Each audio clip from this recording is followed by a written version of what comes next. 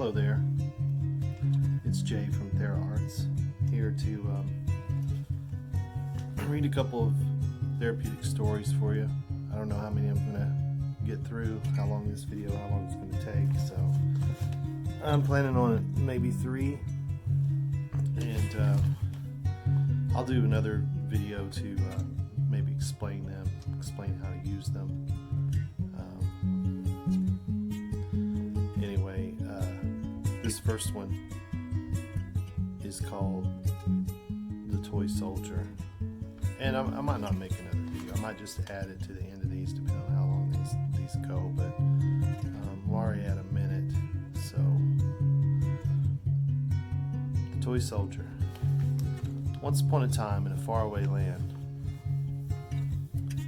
and I'll also give you details to the book that these came from in the description. There lived a toy maker who made many beautiful mechanical toys for children to enjoy. He especially loved making toy soldiers because children love to use soldiers to fight battles and to win wars. As he made the soldiers, the toy maker would try them out as he completed each piece. There was a certain stage in the beginning of making the soldiers where he tested them to make sure that their mechanical parts were working. At this stage, the soldiers would move all their parts and make lots of noise, looking very out of control. This was the way the toy maker understood that the soldiers would eventually be able to defend themselves. He smiled when he knew that each soldier was capable of moving itself around, falling on the floor, and making lots of noise. One soldier he finished to be particularly handsome, with beautiful flowing hair. He polished it so it shone in the sun, and he was very proud when he sold it to a family who had a little boy who liked to play with soldiers. But as the boy wound the toy soldier up to play with him, it happened that instead of marching and playing, this soldier fell to the floor and broke apart. The little boy didn't know what had happened, so he picked up the pieces and tried again and again to put the soldier together. But each time he wound it a little too tight, it would just once again fall and its parts would spill out all over the place. Finally, the little boy got so angry that he threw the toy soldier in the trash. He was so tired of trying to put it together, tired of seeing it come apart, and tired of it not doing what toy soldiers are supposed to do. The toy soldier sat in the trash, sad and scared. He knew that something inside of him had been miswired, but he didn't know what to do about it. He wasn't exactly sure what was wrong. That night, as the toy soldier lay in the dark, a beautiful glow appeared before him. It came closer and closer. Soon it was very clear that this glow was a beautiful fairy. "I'm the fairy of broken dreams," she said. "Broken dreams? What do you mean?" asked the little toy soldier. "No one can fix me, because I don't even know what's wrong with me." "You don't have to know what's wrong to be mended," replied the fairy gently. Then she took the toy soldier and she flew him back to the toy maker, asking the toy maker to repair the damaged parts and make the toy operate as it was supposed to. The toy maker was glad to fix the toy soldier, for he didn't want his toys going out broken or working in ways that they weren't intended to work.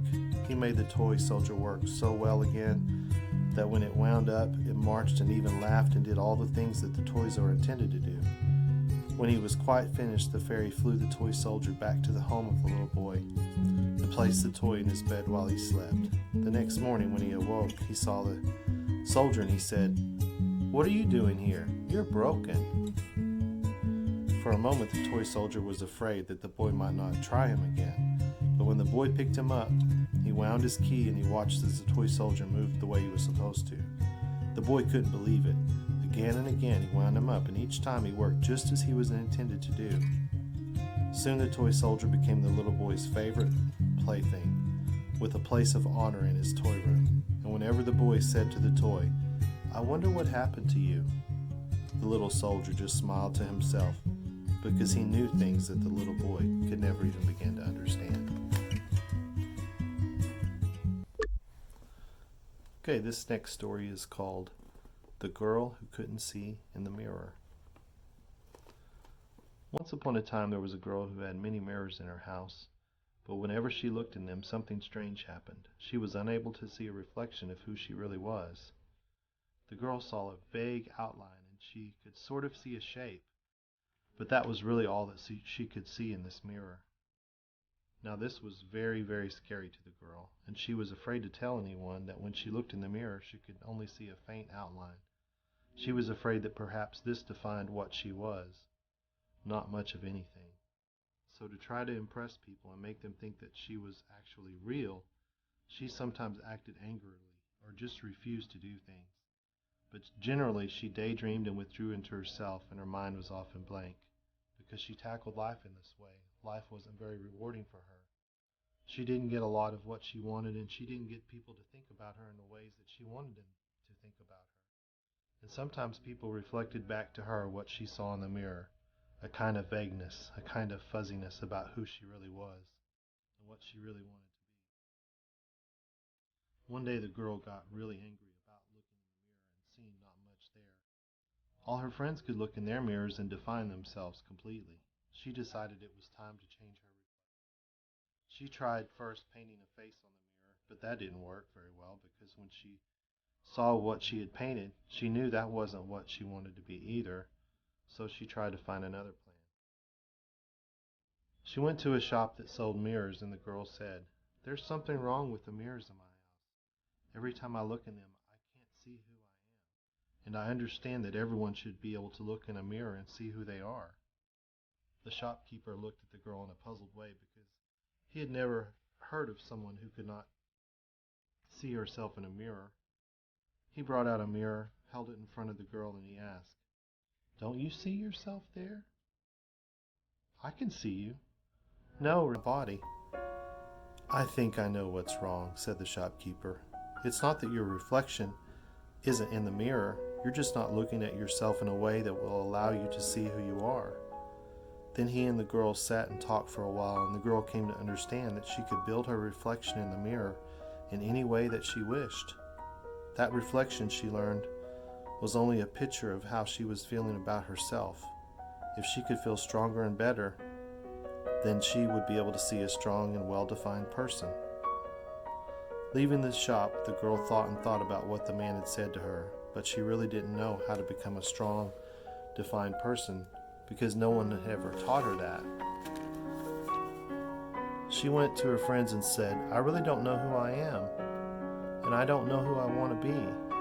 But because they were so young, they didn't know what she was really asking, and they had no idea how to help her. The girl went to her teacher and asked her the same thing, but she got angry, thinking that this was just another way of her getting out of work and giving the teacher a bunch of trouble in class. Then the girl asked her parents the same question, and they weren't quite sure what she meant either. After that, the girl started to get very depressed, and she thought to herself, "No one understands what it's like to look in the mirror and not see who you are. It's a very strange feeling, and it makes me feel like a ghost, and that when people look at me that they can't really see me, who I really am." That night before she went to bed, the girl thought, "I want to have a dream that tells me how to look at myself and really know who I am." When she went to sleep that night, her wish was answered in a dream. She got ideas on how to be strong and how to have a definite personality and how to become a positive, powerful person. The next morning when she awoke from the dream, she looked into the mirror and she found that she could see more of herself than she ever had before. Every night after that, her dreams told her more and more about strength and how to be a powerful young lady and how to like herself. Especially after each dream, she saw more and more of herself in the mirror, and she loved that. At last, the morning came when she saw before her a very strong, confident person smiling back at her from the mirror in a way that she had never experienced.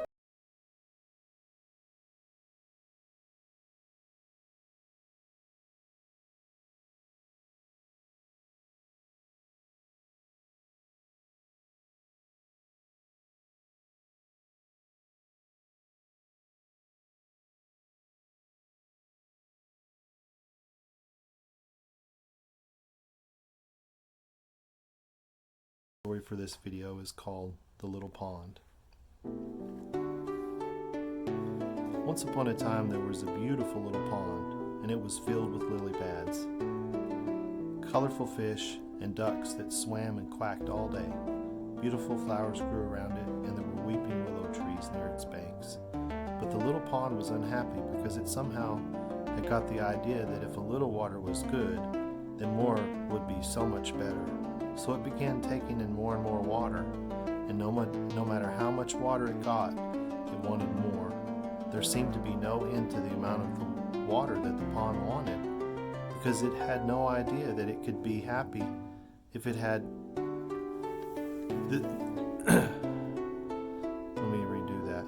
There seemed no end to the amount of water that the pond wanted, because it had the idea that it could only be happy if it had all the water it could possibly want. No matter how much it got, though, there was never ever enough.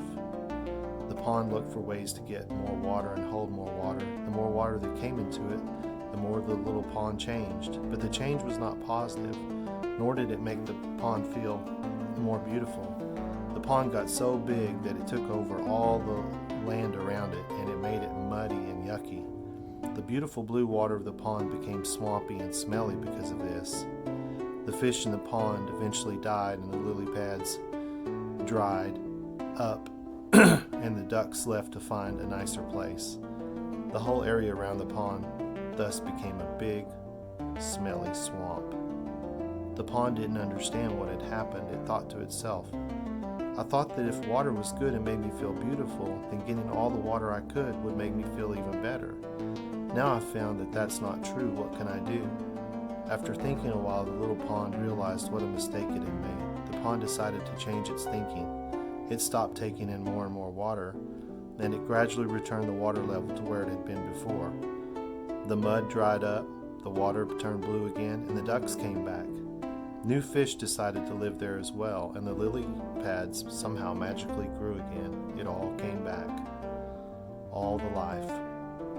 The little pond had discovered that more is not always better, and small is not always bad, and that sometimes what you think you want is not what you want at all. And in that understanding, the pond discovered a new way to look at the world.